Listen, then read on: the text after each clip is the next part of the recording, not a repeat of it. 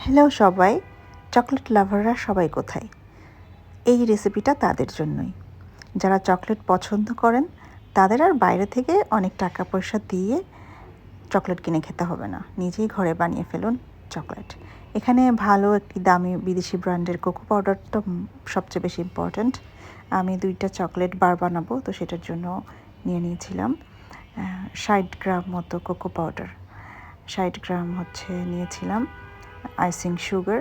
আপনি সুগারের পরিবর্তে যদি মধু দেন সেক্ষেত্রে আরও বেশি ভালো হবে। আর নারকেলের তেল নিয়েছিলাম আর বাটার নিয়েছিলাম।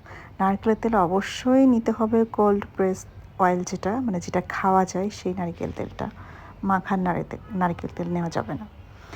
তো যাই হোক, এটা ডাবল বয়েলিং করে নিতে হবে গরম পানির উপরে বা ফুটন্ত গরম পানির উপরে দিয়ে মেল্ট করে নিয়ে।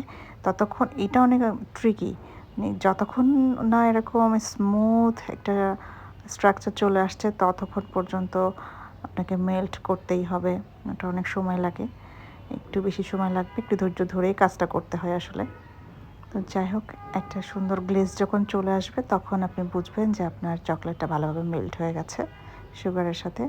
আর অবশ্যই এই চকলেটটাতে গুঁড়া দুধটা ইউজ করবেন, তাতে করে আরও বেশি মেল্টি লাগবে আর ইয়ামি লাগবে। বাস কিছুক্ষণ মোল্ডটা আপনার ডিপ ফ্রিজে রাখতে হবে। তারপরে 15-20 মিনিট পরে ডিপ ফ্রিজ থেকে এরকম একদম সুন্দর চকলেট বের করে সুন্দরভাবে প্যাকিং করে যে কোনো কাউকে গিফট করতে পারেন।